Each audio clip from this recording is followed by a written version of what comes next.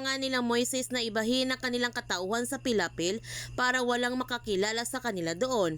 Sinabihan ni Mang Isong silang lahat na sanayin ang kanilang sarili na isang pamilya sila dito. Kailangan sanayin nila Grace at Rafael na mag-asawa silang dalawa. At dapat sanayin rin ni Moises ang kanyang sarili na tawagin sina Rafael at Grace na kanyang mga magulang. Huwag sila magkakamali at baka mabisto sila sa kanilang pagpapanggap. Dumating na ang ama ni Maxine para sunduin sila at napapansin naman ni Moises ang pagiging istrikto ng ama ni Maxine.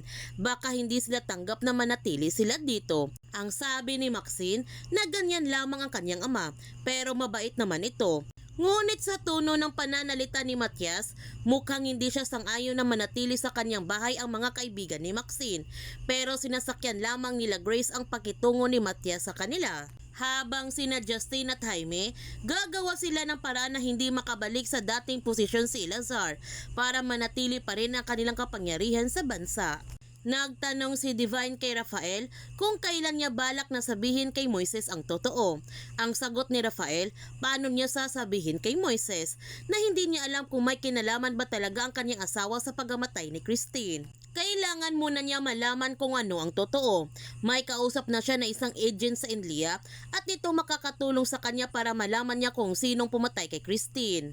Hindi makapaniwala si Divine na kayang gawin ni Mercedes na pumatay ng isang tao at nagtataka naman si Divine kung paano napunta si Moises sa pamilya ni Christine at di ba iniisip nila Grace at Mang Istong na hindi nila kadugo si Moises. Ang sabi ni Rafael na hindi niya alam at kailangan muna niya masigurado na ligtas dito sa pilapil si Moises at ang pamilya nito, tsaka siya babalik sa Monticello. Sinabihan ni Divine si Rafael na huwag muna siya babalik sa Monticello, not anytime soon.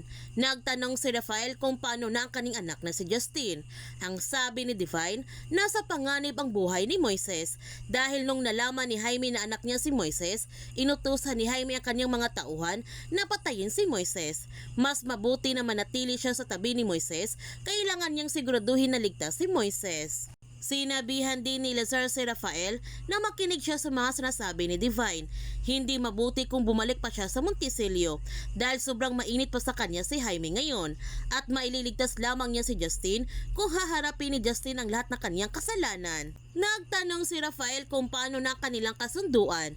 Ang sabi ni Lazar na ito lamang ang paraan para pigilan nila si Justin na makapanakit ng iba at hindi lumala ang kanyang kasamaan. Ngunit hindi pumayag si Rafael na makulong si Justin. Poprotektahan pa rin ni Rafael ang kanyang anak kahit alam niya ang kasamaan na ginagawa nito.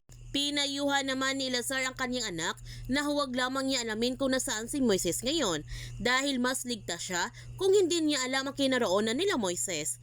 Ang sabi ni Danica na gusto lamang niya malaman kung ligtas ba sila dahil silang tumulong nung kinidnap siya. Ang sabi ni Lazar, naintindihan niya pero kahit malaman niya, wala rin siyang magagawa. Mas ligtas sina Moises kung nakabalik na siya sa kanyang pagka-presidente. Hindi lang sina Moises at pati na siya, ang buong bayan, lahat ng biktima ng sagrado. Nagtanong si Danica kung kailan ito. Ang sagot ni Lazar na gagawin niyang lahat para makabalik agad siya sa kanyang pwesto. Humingi ng tawad si Rafael kay Christine na hindi niya nagawa noon na protektahan siya, pero gagawin niya iyon para sa kanilang anak na si Moises. Kailan sasabihin ni Rafael kay Moises na anak niya ito? Yan ang ating abangan sa Pamilya Sagrado. Kung bago ka pa channel ko, don't forget to like, subscribe, and click notification bell para palagi kang updated sa mga videos in-upload ko. Thank you for watching and God bless to everyone.